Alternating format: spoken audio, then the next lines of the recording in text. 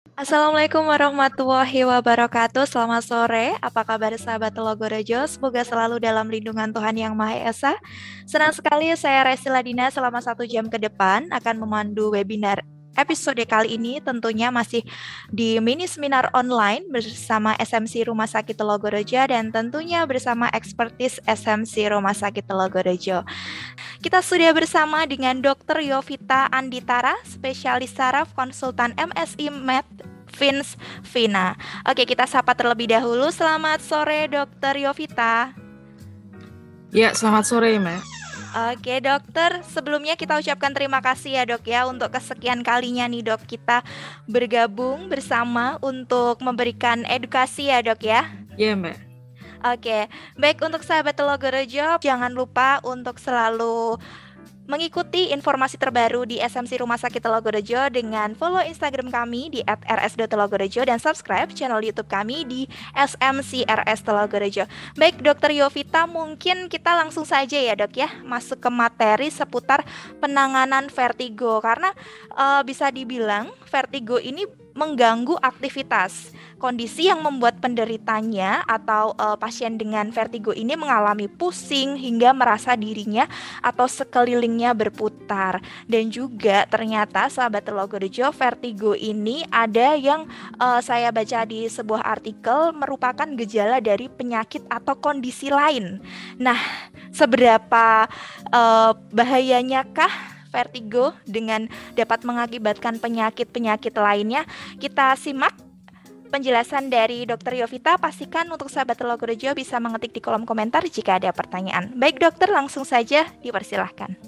Jadi vertigo ini dari bahasa Latin vertere yang artinya memutar ya. Jadi artinya itu adalah ilusi sensasi rotasi. Jadi ada rasa kita berputar terhadap lingkungan atau lingkungannya itu berputar terhadap kita. Jadi yang muter itu namanya vertigo, yang asli itu sebenarnya muter, itu berputar ya. Vertigo ini bukan penyakit tetapi dia merupakan gejala penyakit. Jadi nanti ada penyakit yang mendasari kenapa sampai timbul vertigo. Jadi vertigo ini banyak macam penyebabnya ya. Jadi bukan satu penyakit tetapi dia lebih ke arah gejala ya. Keluhan ini sangat sering dijumpai ya pada studi yang berbasis populasi ini pada 4-7% dari seluruh populasi ya. Nanti kita bahas ya. Jadi algoritma vertigo ini gini, kita sebagai dokter itu kita harus memastikan apakah benar ini vertigo ya. Keluhan kan pasien ada bilang pusing. Nah, pusing ini apa? Masuk nyeri kepala, masuk vertigo, dizziness atau apa ya. Pastikan bahwa ini benar vertigo. Muter enggak gitu ya. Kalau sudah benar ini vertigo, kira-kira di manakah jenis vertigonya apa? Jenis vertigo ini nanti kita bahas lebih lanjut ya. Dan di mana letak masalahnya atau letak kelainannya ya. Kemudian yang ketiga kita mencari penyebabnya ya. Yang keempat baru kita bisa melakukan terapi atau tata laksana sesuai dengan penyebabnya tadi. Jadi yang pertama tadi langkahnya adalah pastikan apakah ini benar suatu vertigo ya. Vertigo itu merupakan salah satu jenis dari dizziness. Dizziness itu kayak garis besar atau istilahnya kayak apa ya, istilahnya ya mencakup banyak gejala ya. Satunya adalah vertigo ini. Jadi vertigo ini adalah ilusi atau sensasi gerakan yang berupa rotasi atau berputar. Bisa sekitar berputar terhadap kita atau kitanya berputar terhadap sekitar, muter, itu vertigo. Bedakan lagi dengan namanya perisinkope. Perisinkope itu seperti kayak orang mau pingsan. Magliung mau pingsan ya, seperti kamu mau hilang kesadaran. Itu namanya perisinkope. Itu jenis dari dizziness ya, itu temannya vertigo. Disequilibrium itu kayak rasa tidak stabil, kok kayak goyang-goyang gitu ya. Tapi kepala nggak ada keluhan. Duduk dia stabil karena nggak jalan kan dia stabil, hilang keluhannya. Jenis lain ya seperti sensasi seperti berenang, mengapung, merasa kayak bingung ya, merasa kayak pusingnya sulit diungkapkan. Nah itu juga teman-temannya vertigo itu masuk dalam dizziness sebenarnya. Secara garis besarnya dia masuk dizziness. Vertigo ini suatu dizziness yang sensasi itu berputar-muter ya, entah kita yang muter, entah lingkungan yang muter terhadap kita. Itu vertigo yang sebenarnya ya. Yang tadi ya. Jadi ini si vertigo. Kalau yang ini perisinkope ini kayak mau pingsan, kayak mau semaput rasanya ya. Kok disequilibrium kayak enggak seimbang, jadi itu kayak goyang-goyang. Ini kalau ini juga kayak kepalanya ringan, apa itu teman-temannya vertigo ya. Yang kedua, setelah tahu bahwa benar ini adalah suatu vertigo, kita harus tentukan jenis vertigo ini jenis vertigo yang mana. Dan kira-kira lokasi masalahnya di mana atau lokasi dari kelainannya di mana ya. Vertigo ini bisa berasal dari sentral atau pusat atau perifer. Perifer itu dari tepi ya, tepi atau saraf bukan saraf tapi ke arah tepi. Kalau yang sentral itu otak. Yang kita maksud dengan sentral itu adalah otak. Ya, bisa otak besar, otak kecil maupun batang otak. Ini sentral ya. Kalau yang perifer itu biasanya melibatkan telinga. Ya, saraf di telinga ataupun telinga organ keseimbangan di telinga kita ya. Jadi keseimbangan itu diampu oleh 3, yaitu otak atau saraf ya, telinga dan mata sebenarnya ya. Jadi kalau yang periferi bisa melibatkan telinga, ini yang vertigo. Kalau yang dizzinus tadi bisa gangguan mata, bisa menyebabkan dizzinus juga ya. Nah, setelah kita ini tahu ya bedanya ini vertigo sentral. Kalau vertigo sentral itu artinya masalahnya itu atau kelainannya itu ada di otak kecil, batang otak atau otak besar ya. Paling kecil sih di otak, paling sering sih di otak kecil atau batang otak ini. Kalau dia ada gejala vertigo atau gejala muter-muter tuh kalau ada yang dari otak itu dari otak kecil atau batang otak. Bisa juga otak besar masih mungkin juga ya. Bagaimana kita kemudian mencari penyebabnya ya, kan kita tentukan jenisnya. Ini vertigo sentral atau perifer ya. Nanti gejalanya dokter yang memutuskan yang dari pemeriksaan fisik, dari dari wawancara, dari kita melakukan tanya jawab dengan pasien ya. Itu kalau vertigo sentral itu jika didapatkan gejala gangguan saraf ya atau neurologis dan adanya faktor resiko penyakit pembuluh darah otak. Kita tuh curiga itu vertigonya sentral. Nanti gejalanya sih agak berbeda perifer dengan sentral, tapi nanti dokter yang akan menentukan dari wawancara dan dari pemeriksaan fisik ya. Jadi vertigo sentral ini bisa merupakan gejala dari gejala stroke ya. Bisa, tapi tidak hanya stroke, macam-macam nanti. Kemudian kita lakukan pemeriksaan fisik. Apakah dari pemeriksaan fisik tadi ketemu ada gangguan, kita curigai ada gangguan di masa di otak kecil, otak-otak atau di otak besar. Nanti kita berarti curiga ini vertigonya jenis yang vertigo sentral ya. Atau penyebabnya dari daerah otak sana. Nah, faktor risiko tadi kan kita bahas tadi ya, di sini tadi ada ya. Jika kita dapatkan gejala vertigo, ada gejala sarafnya, tapi kemudian juga ada faktor risiko. Jadi pasien tadi selain punya gejala vertigo, dia ada masalah di saraf, ada kelainan di sarafnya, dia juga ada memiliki faktor risiko penyakit pembuluh darah otak. Ya, apa sih faktor risikonya itu apa aja? Ya, yang tidak bisa dimodifikasi ada faktor keturunan, dia punya keturunan stroke. Pasien ini misalnya ya, punya faktor keturunan misalnya dari keluarganya itu yang kena stroke ya, keluarga yang kandung yang sedarah maksudnya ya. Usia ya, makin tinggi usia biasanya di atas 65 tahun resiko terjadinya penyakit pembuluh darah otak itu lebih tinggi. Ya, jenis kelamin ini kalau pada di atas 65 tahun lebih banyak pada wanita, kalau di bawah itu lebih banyak pada pria ya. Kalau ras itu kulit hitam dan Asia itu lebih banyak ya untuk terjadi kelainan di pembuluh darah otak. Ya. Kemudian yang bisa dimodifikasi yaitu faktor risiko ya, seperti kolesterol tinggi, trigliserid tinggi ya, darah tinggi, hipertensi ini ya, darah tinggi, penyakit jantung. Yang pastinya ada penyakit jantung irama atau atrial fibrilasi kita bilangnya ya, penyakit irama jantung, gangguan irama jantung. Merokok ya, kencing manis, obesitas atau kegemukan, kurang aktivitas fisik, mager ya, di rumah aja gitu, jadi nggak olahraga, nggak gerak, nonton YouTube, nonton TV terus gitu ya, nonton lihat HP terus, nah itu jadi juga menjadi faktor resiko. Ya, obstructive sleep apnea ini pada saat tidur itu dia sering nafasnya berhenti. Ya, biasanya pasien ngorok atau berhenti terus batuk-batuk. Nah, terus nanti ngorok lagi ya, seperti itu kadang-kadang gejala seperti itu ya. Tapi ya nggak selalu, ini harus kita pastikan lagi nanti. Jadi tidak semua ngorok itu pasti kondisi ini belum tentu juga. Jadi kita harus periksakan dulu. Dan tidak semua ngorok itu wajar. Ngorok itu pasti hanya karena kecapean, itu enggak ya. Jadi enggak selalu. Jadi makanya kita harus kalau memang dicurigai ada penyakit yang menyertai sebaiknya diperiksakan Bu ya. Terus dari wawancara, dari pemeriksaan fisik, kemudian dari pemeriksaan penunjang. Bagaimana kita menentukan bahwa ini vertigonya itu dari mana sih sumbernya ya? Itu kita bisa periksa lab ya. Tadi kayak kita mau lihat kolesterolnya, gulanya, asam uratnya, gimana kekentalan darahnya seperti itu ya. Dan lain nanti dokter yang memutuskan kira-kira apa sih yang perlu diperiksa pada pasien ini gitu ya. Kemudian foto ronsen bisa juga kepala, leher ya. Tapi nanti juga dokter yang akan menentukan ini. Pemeriksaan neurofisiologi seperti pemeriksaan rekam otak ya, elektroencephalografi, EMG itu pemeriksaan saraf-saraf tepi, dan ini yang beda ini pemeriksaan batang otak ya, gelombang di batang otak itu. Kalau ini pemeriksaan saraf ya, imaging saraf atau foto saraf itu CT scan kepala, MRI kepala dan DSA kepala. DSA ini sekarang banyak menjadi apa ya, banyak yang minta malah ya, banyak yang pengen dilakukan DSA kepala ini. Memang kalau untuk lihat pembuluh darah otak paling bagus pakai DSA memang ya. Kemudian juga pemeriksaan keseimbangan sama pendengaran di telinga ya, namanya audio vestibulometri. Ini kita periksa, nanti dokter yang menentukan mana yang perlu diperiksa, mungkin tidak semua, nanti yang paling penting yang mana nanti bisa ditentukan sama dokter ya. Jadi ini pemeriksaan yang bisa kita lakukan untuk menentukan kira-kira ini vertigonya ini penyebabnya apa gitu loh. Nah kalau vertigo sentral tadi atau vertigo yang karena gangguan di otak tadi, itu penyebabnya biasanya masalah pembuluh darah otak. Ini bisa merupakan sumbatan, bisa pendarahan, bisa kelainan pembuluh darah ya, nyambung nggak normal gitu ya, seperti itu misalnya. Jadi atau ada pembuluh darah yang tidak normal seperti itu. Infeksi itu juga bisa menyebabkan vertigo ya. Tumor dalam otak itu juga bisa menyebabkan vertigo.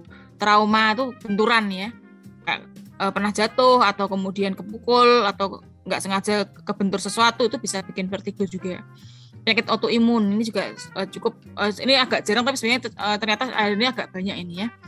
Kemudian metabolik ini misalnya ada gangguan diabetes ya, gula tinggi, kemudian ada gangguan ginjal sehingga ureumnya naik, itu bisa menyebabkan vertigo sentral ya. Oke, jadi kemudian kita beralih pada penyebab dari vertigo perifer atau vertigo yang asalnya bukan dari otak ya. Itu yang vertigo tepi lah istilahnya ya. Kemudian contohnya adalah telinga tuh ya, infeksi telinga, benturan di daerah telinga itu atau benda asing dalam telinga ya. Kemudian sindrom Meniere, binary positional vertigo, ini macam-macam sih yang obat-obatan yang menyebabkan gangguan di telinga, bisa juga ya. Mabuk perjalanan ya, jadi vertigo perifer karena mabuk ya, nggak kuat perjalanan. Kemudian juga psikogenik ya, jadi dia merasa cemas atau jadi menyebabkan jadi muter-muter rasanya ya. Yang paling sering itu adalah namanya BPPV atau benign paroxysmal positional vertigo. Ini penyebab vertigo perifer yang tersering. Ini dari teorinya sih ada kayak kristal yang kalsium itu yang lepas kemudian nyangkut menyebabkan sehingga akhirnya jadi muter tuh di area sistem keseimbangan di telinga kita. Ya. Jadi biasanya pasien ini khasnya itu adalah tiap kali berubah posisi misalnya nengok tuh muter ya. Atau nanti akhirnya tapi cuma beberapa detik hilang. Nanti tiap kali dia nengok muter lagi gitu ya. Singkat tuh biasanya paling sering ya pas dia tidur miring atau apa gitu atau pas dipanggil orang nengok mendadak lah terus seperti itu. Kemudian vertigo ini biasanya akan membaik dengan manuver-manuver yang menyebabkan kristalnya balik lagi, ya. Jadi kristalnya nggak nyangkut, jadi bisa lepas lagi itu nanti manuvernya itu penting gitu ya. Dan juga obat-obatan, ya. Jadi bisa juga nanti kita akan bahas selanjutnya ya. Nah manuver yang untuk vertigo BPPV namanya itu adalah Epley. Macam-macam sih manuvernya ya, ada Brendarov, ada Epley ya. Jadi kita sih bisa pakai Epley ini atau Brendarov ya. Tapi ada kontraindikasi atau hal yang harus dihindari jika pasien punya penyakit ini ya. Ada stenosis dari arteri karotis atau pembuluh darah otak yang berat ya. Kemudian ada penyakit jantung yang tidak stabil, ada penyakit saraf atau tulang di leher, ada gangguan di leher ya, tulang ataupun sarafnya. Ya, atau ada penyakit rematik yang berat. Itu harus hati-hati dan tidak boleh dilakukan manuver ini. Jadi sebaiknya kalau sebelum melakukan manuver ini konsultasi dulu ya. Nah, yang terakhir adalah tata laksana. Tadi kan kita sudah mengonfirmasi apakah benar vertigo, kemudian kita mau mencari jenisnya dan relokasi masa di mana. Yang ketiga kita mencari penyebabnya. Vertigo sentral itu apa kira-kira, vertigo perifer apa ya. Tata laksananya. Yang keempat adalah kita melakukan terapi atau tata laksana atau penanganan ya. Nah, penanganannya ada dua, yaitu dengan obat-obatan. Nanti yang menentukan adalah dokter. Obat apa yang dipakai, kira-kira nanti vertigonya yang tipe mana nanti dokter yang menentukan, dan obatnya apa dokter yang menentukan ya, dosisnya juga berapa. Dan juga yang non farmakologis itu artinya tidak dengan obat. Ya, ini dengan cara salah satunya dengan namanya rehabilitasi vestibuler ya. Jadi tadi ada kristal di sini nih ya. Nih. Nah, ini kristalnya ini nyangkut biar bisa lancar lagi di bolak-balik kepalanya, tapi bolak-baliknya nanti ada aturannya, enggak sembarangan ya. Nanti ini juga bisa kita konsulkan ke bagian fisioterapi untuk nanti diajari untuk rehabilitasi vestibuler ini ya. Jadi masih dalam atasan vertigo. Ini melatih otak untuk menggunakan visual dan proprioseptif, jadi saraf-sarafnya itu visual mata sama saraf proprioseptif ya namanya itu, dengan tujuan untuk menjaga keseimbangan dan gaya berjalan ya. Jadi di pasien untuk menimbulkan kembali vertigo ya, sengaja dibuat vertigo, dia memang dengan kasih manuver itu jadi vertigo, tapi kan sehingga nanti lama-lama otaknya adaptasi Jadi kayak sengaja dilatih biar kebal gitu ya sama vertigo, biar nggak vertigo lagi nih gitu ya. Nah kalau udah mulai membaik, obat-obatan mulai kita kurangi. Sehingga nanti bisa tanpa obat lah seperti itu ya. Tapi memang nggak nyaman karena pasien jadi trauma kalau dilakukan gerakan ini ya. Tadi manuver Epley tadi ya, pasien duduk di meja, mata terbuka, kemudian menoleh kepala 45 derajat ke arah kanan, ini kanan dulu ya. Dokter menahan kepala pasien, dan kemudian langsung ditidurkan di pinggir meja ya. Jadi dia ini kepala pasien menggantung di ujung meja pemeriksaan. Jadi di bagian kepala itu nggak dikasih bantal, tapi itu menggantung di pinggir meja itu ya, atau di pinggir bed itu. Jadi pasien menggantung kepalanya. Kemudian pasien dimiringkan kepalanya ini 90 derajat ya. Dipertahankan selama 30 detik. Muter tadi biasanya pasien itu ya. Jadi hati-hati kalau habis makan ya mungkin jangan, nanti tunggu 2 atau 3 jam setelah makan biar enggak tumpah ya. Terus kemudian diposisikan lagi dibalik ke arah sisi kiri ya, 90 derajat. Dipertahankan lagi selama 30 detik, kemudian diputar lagi sama badannya ya. Jadi ini manuver ini memang sebaiknya sih didampingi sama profesional ya, karena dia pasien bisa pusing, bisa bisa kaget nanti ya, kalau nggak ada yang profesional bahaya nanti. Kemudian ini sama, kalau ini yang kemudian pasien didudukkan lagi. Nah setelah itu gantian sisi yang satunya ya. Bisa dilakukan berapa kali sampai pasien merasa vertigonya berkurang. Ini cara-cara lain ya. Cara-cara lain itu di atas tempat tidur bisa digerakkan bola mata perlahan ke atas ke bawah, dilatih ya. Kiri ke kanan. Kadang-kadang pasien vertigo itu melirik aja pusing tuh, nanti dilatih.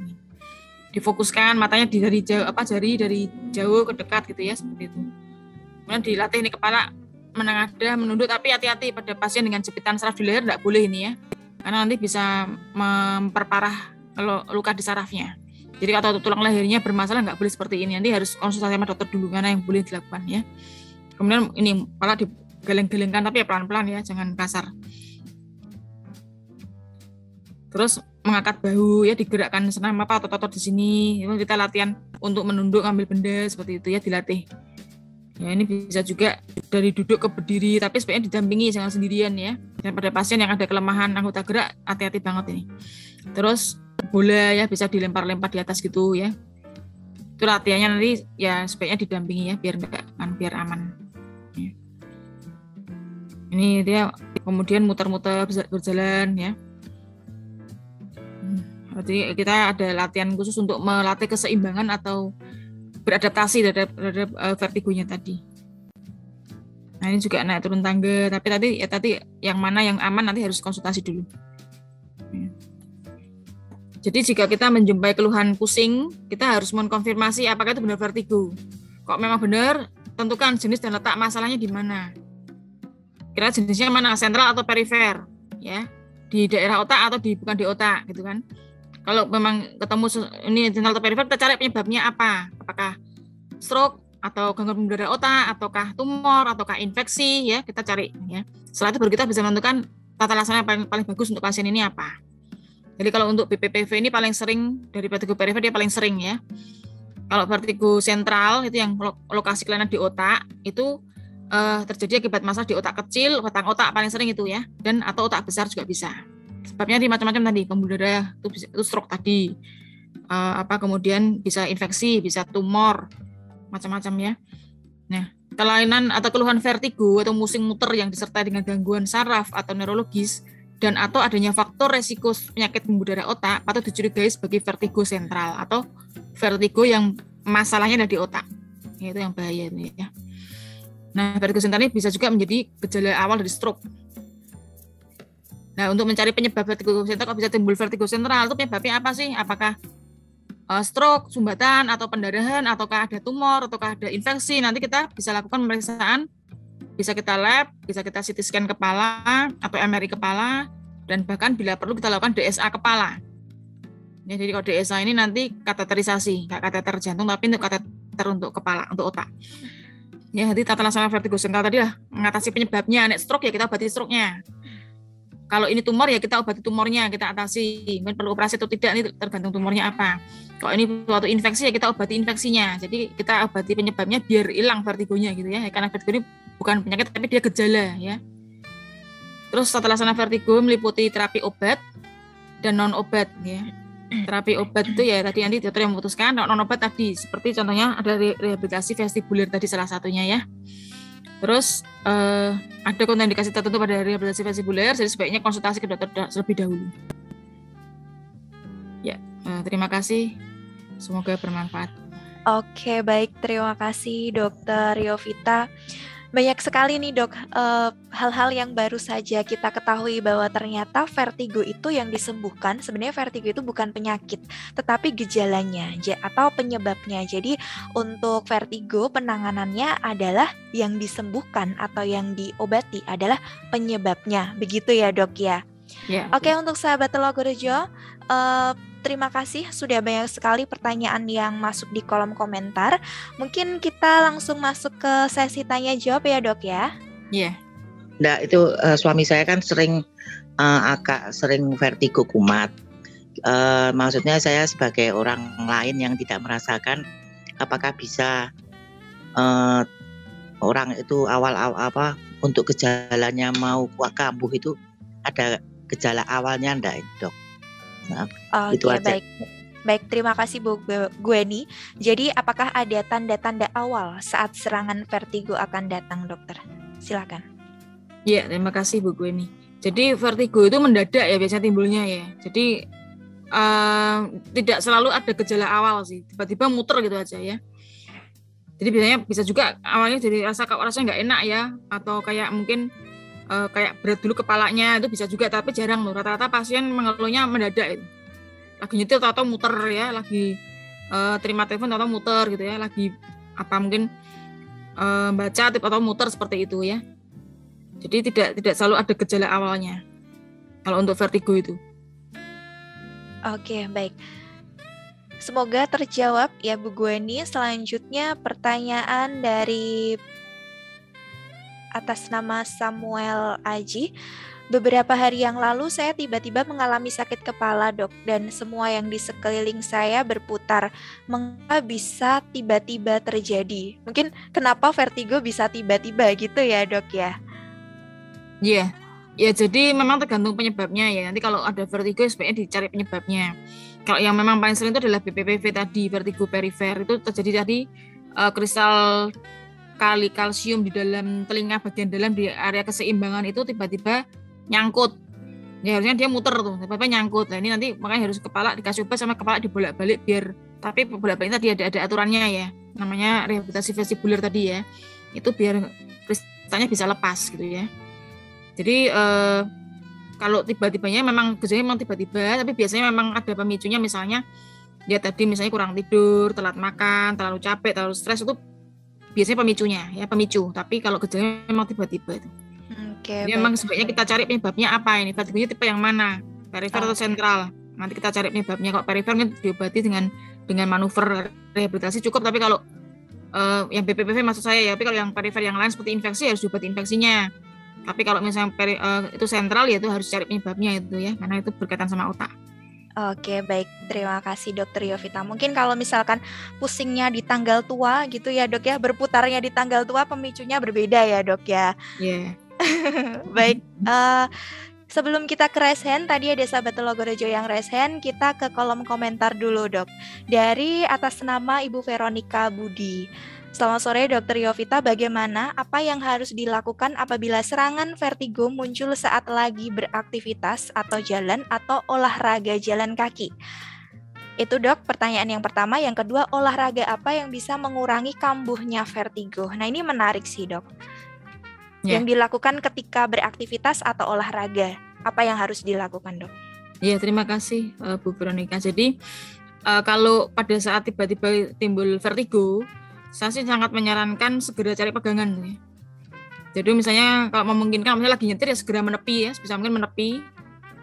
Jangan diteruskan ya, langsung berhenti aja, nggak bisa. Masa kalau di jalan tol sulit ya. Tapi atau nyari yang tadi jalur lambat ya. Mungkin misalnya kita berusaha untuk kalau lagi jalan lagi kita berusaha menepi atau nyari pegangan atau nyari sandaran. Ya biar nggak sampai jatuh. Terus ada pasien yang nyaman dengan merem, jangan gerak kepalanya, merem diem, atau juga yang nyaman dengan dia memandang satu objek fokus titik gitu. Ya, tapi ada yang pasien memandang satu objek terus pusing, ya sudah berarti merem aja. Tapi kalau memang dia dengan memandang satu objek kayak fokus titik satu fokus terus pusingnya hilang, ya itu bisa juga ya. Jadi yang penting kalau timbul seperti itu langsung segera nyari pegangan atau bersandar. Bila perlu langsung duduk gitu ya.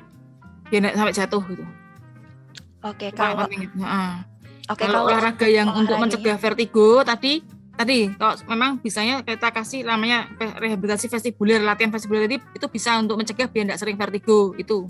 Ya, jadi lebih ke arah latihan vestibuler, bukan olahraga khusus tapi lebih ke arah latihan vestibuler. Nanti dari dokter yang memutuskan dan juga nanti dari biasanya dibantu dengan bagian fisioterapi yang akan mengedukasi itu ya cara-caranya. Kemudian yang kedua olahraga secara umum ya, olahraga yang untuk kebugaran tubuh ya secara umum ya, itu ya seperti mungkin jalan pagi, jalan sehat ya, kemudian mungkin sepeda statis seperti itu, tapi olahraga yang tidak berlebihan juga ya, yang mungkin intensitasnya ringan sampai sedang aja. Berkisar 30 sampai 1 jam itu secara umum seperti itu untuk kebugaran secara umum ya. Tapi kalau untuk khusus vertigo itu yang kita sarankan adalah latihan vestibuler tadi. Oke, baik dokter. Kemudian dok, tadi saya jadi muncul pertanyaan disampaikan ketika beraktivitas, tipsnya apa nih dok?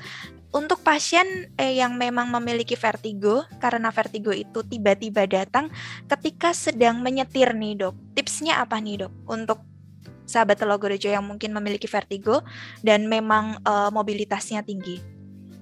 Ya, jadi kalau memang itu vertigonya tipe yang periferi atau BPPV, itu begitu lagi nyetir ya segera menepi ya, segera nyari tempat yang sepi, segera berhenti ya, bisa segera berhenti ya.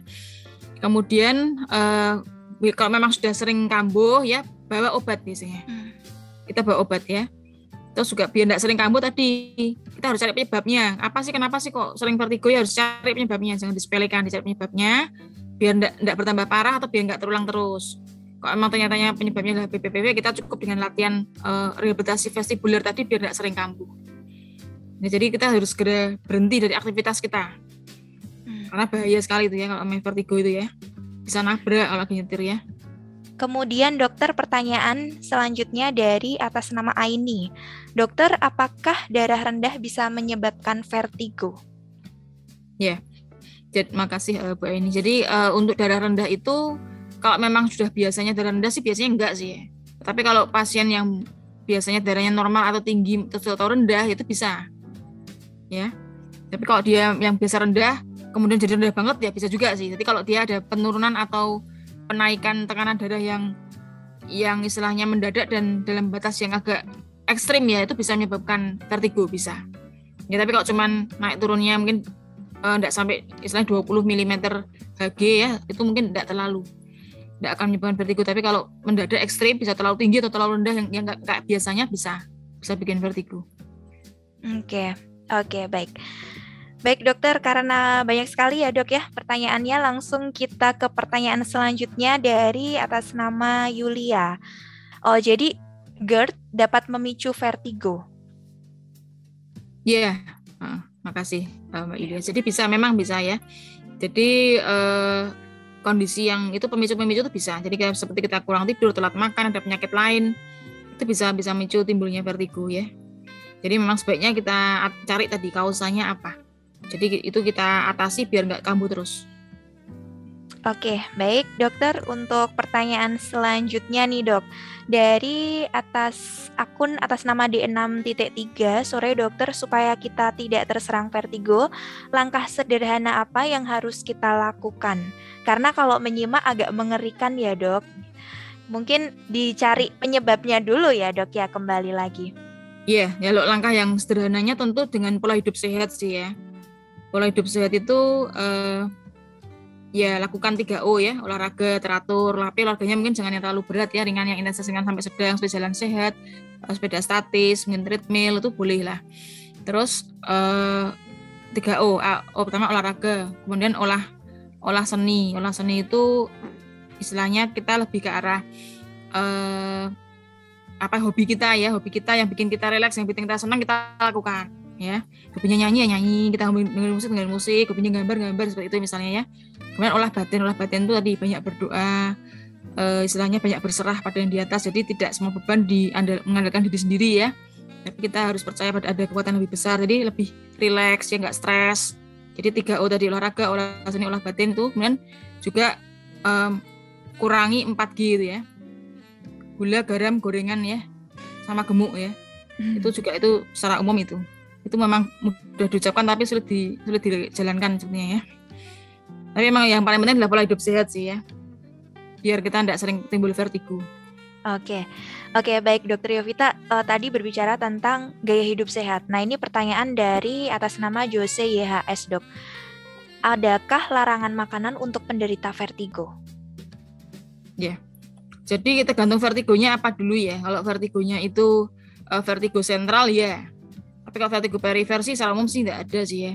Cuma kalau vertigo sentral itu makan makanan yang bisa menyebabkan faktor resiko terjadinya gangguan pembuluh darah otak ya, itu kita minimalkan tadi 3G tadi ya, gula, garam, gorengan tadi ya. Jadi yang terlalu manis, yang terlalu asin, sama yang goreng-goreng atau lemak-lemak, itu harus kita minimalkan. Ya bukan berarti nggak boleh, kita tuh juga butuh garam, kita butuh gula, kita butuh lemak, jangan terus nggak makan total ya. Kita butuh, tapi memang jangan dengan berlebihan gitu ya. Oke. Kalau mau lebih detail ya kita konsultasi ke dokter gizi nanti ya. Oke, baik. Kemudian bagaimana Dok untuk makanan fermentasi seperti yogurt, keju, soda, apakah memicu vertigo? Dari atas nama Henny Fahrudin. Enggak sih ya, enggak sih. Kecuali kita mungkin lagi GERD-nya kambuh atau mahnya kambuh terus minum soda, itu mungkin bisa timbul ya, nanti kayak terpicu. Tapi kalau secara umum sih enggak sih. Baik dokter, pertanyaan selanjutnya ke sahabat Telogorejo yang sudah melakukan raise hand. Kami persilahkan untuk akun atas nama Dr. Indrayani. Baik. Terima kasih Dr. Jovita atas penjelasannya tadi, sangat jelas. Mau tolong tanya, kalau misalnya untuk terapi pasien pada saat serangan vertigo, itu apakah cukup betahistine aja atau malamnya disertai flunarisin selama seminggu? Terima kasih. Iya, terima kasih Dr. Indrayani. Jadi untuk obat itu nanti memang kita sih harus tentukan dulu sebenarnya ini vertigonya tipe yang mana ya, sentral atau perifer. Kalau perifer kita bisa memang berikan betahistine. Kemudian kalau dengan betahistine yang itu tidak efek, bisa kita kombinasi dengan flunarisin bisa. Atau kalau dia berat sekali vertigonya bisa langsung kita kombinasi ya. Jadi ada tipe pasien yang suka minum obat banyak, ada juga yang nggak suka ya. Jadi kalau pasien duduk saya satu dulu aja ya sudah, kita kasih betahistine aja. Tapi kadang-kadang pada pasien yang berat kita pengen segera hilang ya, namanya vertigo pasti orang nggak mau dong vertigo lama-lama ya, pengen segera sembuh ya. Ya kita kadang-kadang bisa kombinasi itu biar lebih cepat baik gitu. Ya jadi kalau memang vertigonya itu agak berat ya sebaiknya dominasi dulu, nanti berikutnya baru kita kurangi obatnya. Seperti itu Dr. Indra ya. Semoga sudah terjawab ya Dr. Indra. Selanjutnya pertanyaan terakhir dari akun atas nama Puji Retnowati. Silahkan Ibu. Selamat sore. Selamat sore Bu Puji. Selamat sore Bu. Iya, saya sudah dari tahun 92 menderita vertigo. Waktu itu saya dalam keadaan hamil ya. Terus saya vertigo itu dikarenakan saraf keseimbangan saya itu kena kotoran telinga. Nah, di situ saya berobat, dikasih vitamin metikobal dan saya diberi Merislon. Nah, alhamdulillah saya ringan dan kotoran telinganya diambil. Terus pertanyaan saya adalah kalau saya kurang istirahat itu mulai kena lagi, dan kalau jiwa saya lagi nggak enak baru kumat lagi. Nah ini alhamdulillah saya sudah mengenal diri saya, jadi jiwa saya tenangkan dan saya istirahat. Juga saya rajin berolahraga, serta saya kalau udah ada mulai terasa vertigo saya mau kumat, saya langsung istirahat dan bantal itu nggak hanya 1 tapi 2. Alhamdulillah sekarang sudah sangat jarang sekali saya kena. Terima kasih. Oke, baik. Terima kasih Bu Puji. Baik, silakan Dr. Yovita. Ya, terima kasih Bu Puji untuk istilahnya sharingnya ya. Jadi memang benar sekali, kita kalau vertigo yang sudah sering kambuh seperti itu, kita cari penyebabnya. Kalau nggak ada penyebab dari otak, mungkin dari yang bukan otak, yang dari daerah telinga atau keseimbangan di telinga ya. Itu kita memang harus, kalau memang sudah pernah ada masalah ya atau luka, mungkin ada tidak bisa sembuh sempurna ya. Kita orang Jawa bilang itu ada ciri lah, dalam arti ada kayak cacatnya lah, itu jadi gampang kambuh ya. Nah, kita harus alangkah baiknya kita mengenal pemicunya. Ya, kalau dalam hal ini kan Bu Puji pemicunya kurang tidur, kemudian mungkin terlalu banyak beban pikiran ya, itu ya gitu kita harus hilangkan itu atau kita minimalkan ya. Nah, kemudian terasa kok kayaknya mulai nggak enak nih kepalaku lah, langsung kita mungkin segera istirahat atau sediakan obat seperti itu. Itu salah satu cara juga untuk mengatasi biar vertigonya tidak sampai menjadi berat seperti itu ya. Tapi kalau memang nanti ada timbul, ya sebaiknya kita tanya ke medis dulu, ke dokter dulu, dipastikan ini apa penyebabnya ya, jangan disepelekan, tahu ternyata tumor kan repot nanti ya. Jadi makanya kita harus jangan sepelekan gejala vertigo juga, supaya konsultasi dari awal ya. Baik, terima kasih Dokter Yovita dan Bu Puji Ratnawati, terima kasih untuk sharingnya. Dokter, tadi saat penjelasan juga disebutkan bahwa salah satu pemeriksaan penunjangnya adalah DSA kepala nih Dok. Mungkin kita itu kan masih asing ya Dok ya, apakah yang dimaksud DSA kepala tadi juga disebutkan berhubungan dengan pembuluh darah otak seperti itu, dan persiapannya seperti apa, tujuannya itu untuk apa, mungkin bisa sedikit dijelaskan Dok? Ya, terima kasih Mbak. Jadi DSA itu singkatan dari Digital Subtraction Angiography ya. Itu artinya itu istilahnya apa? Kayak kita mau lihat pembuluh darah otak lah. Ya, pembuluh darah otak kayak mirip kateter jantung lah, persis kateter jantung, tapi ini untuk otak. Mungkin saya boleh share sebentar ya Mbak ya. Oke, silakan dokter. Ya, ini alat yang kita gunakan untuk DSA ya. Jadi itu bukan operasi, bukan apa sih ya, tapi lebih ke arah kayak dipasang infus nih, kayak gini nih alat yang kita pakai ya. Jadi ini ada seperti selang-selang ini, kateter kecil-kecil lah ya, selang kecil-kecil seperti ini. Nanti caranya seperti ini. Nah, ini nanti kita tusuk di ini daerah tungkai atas pasien ya, dekat selangkangan itu ya. Jadi nanti seperti ini aja nih, ini kelihatan ini kaki pasien ya, kaki pasien. Dipasang alat seperti ini seperti kalau orang pasang infus loh. Nah, dari sini kita masuk kateter kecil dari sini sampai ke daerah ini kan, ini leher ya, leher ini kan kepala, ini dagu pasien ya, ini leher, nanti alatnya masuk sampai sini, masuk ke leher sini ya, masuk sampai ke kepala. Jadi alatnya nggak sampai ke dalam otak tapi sampai ke leher aja sih, nanti yang masuk ke dalam kepala itu obatnya yang mengalir sambil kita foto. Jadi ini seperti ini tindakannya kira-kira. Jadi ini alatnya seperti ini pasien kepala di sini ya, ini kakinya. Nah, kita tusuk di sini. Jadi cuma seperti ini aja. Udah setelah dilepas ya udah lokasi lukanya itu cuma seperti orang kayak ketusuk, kayak di infus itu loh. Seperti kayak habis ambil darah lah seperti itu. Jadi bukan operasi yang dijajah itu bukan. Jadi DSA ini lebih ke arah lebih ke arah kayak kita mau lihat dalam otak itu pembuluh darahnya itu mengalirnya lancar atau tidak, yang tersumbat di daerah mana ya. Jadi kateterisasi pembuluh darah otak. Jadi pada saat kondisi kita lakukan DSA itu pasien sadar, seperti orang cabut gigi kan, dicabutnya dalam kondisi sadar ya, seperti itu misalnya. DSA juga sama, pasien sadar, saya cuma di bios lokal aja, jadi dia sadar nggak di bios total, nggak dioperasi, bukan di bekas DSA-nya pun cuma kayak orang ditusuk, kayak bekas diinfus seperti itu, kayak bekas orang diambil darah ya. Jadi tindakan ini fungsinya adalah untuk melihat pembuluh darah otak. Jadi kalau kita pakai foto MRI itu kayak kita cuma dapat fotonya aja. Tapi kalau DSA ini kita bisa dapat videonya, ngalirnya seperti apa sih, lancar apa enggak, mana yang tersumbat, mana yang bocor, nanti kelihatan semua dari DSA. Ya, pada beberapa kasus DSA itu tujuan utama adalah untuk diagnosis ya, tujuan utamanya ya. Pada beberapa kasus yang memang darahnya itu enggak lancar, berupa darah yang kurang lancar aja, kita langsung tambahi pengencer, biasanya pasien itu terus membaik ya, kayak keturunan vertigonya, pusingnya biasanya berkurang atau membaik. Tapi memang tidak semua pasien ya, tidak semua pasien, dalam arti tujuan utama DSA itu adalah untuk diagnosis. Tapi ada pada beberapa pasien itu yang kasusnya tertentu itu membantu. Ya, DSA plus. Jadi ada DSA plus nanti tindakan tertentu yang untuk bisa membantu pasien tadi.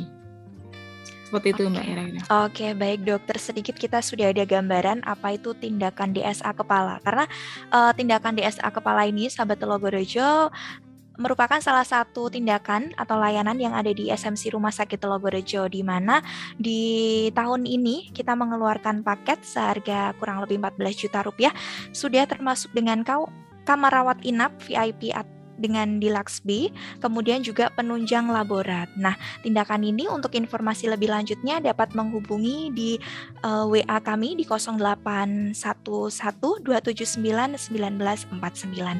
Baik, Dokter Yovita, terima kasih, dan juga terima kasih untuk sahabat Telogorejo yang sudah memiliki pertanyaan, yang sudah bergabung dari awal sampai akhir.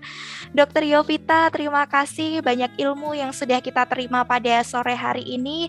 Sehat selalu Dokter Yovita, semoga next kita bisa bergabung kembali untuk berbagi informasi ya Dok ya. Baik, untuk semua sahabat Telogorejo, mohon maaf jika ada pertanyaan yang belum dibacakan. Untuk konsultasi lebih lanjut dengan Dokter Yovita bisa langsung datang ke Rumah Sakit Telogorejo di Klinik Saraf lantai 1 dengan reservasi terlebih dahulu di 024 8646 6000 atau melalui layanan klinik online melalui WhatsApp video call, juga reservasi di 024 8646 6000. Untuk seluruh sahabat Telogorejo, jangan lupa follow Instagram kita di @rs.telogorejo, subscribe channel YouTube kita di SMC RS Telogorejo. Saya mewakili seluruh tim yang bertugas, mohon maaf jika ada kesalahan atau ketidaknyamanan. Jangan lupa untuk selalu menyaksikan webinar kesehatan bersama ekspertis SMC Rumah Sakit Telogorejo. Saya Resila Dina pamit undur diri. Tetap prokes, stay healthy, stay happy, karena kesehatan adalah salah satu anugerah penting yang sering kita lupa mensyukurinya. Jangan lupa 3O, olahraga, olah seni, dan olah batin. Resila Dina pamit undur diri, selamat sore.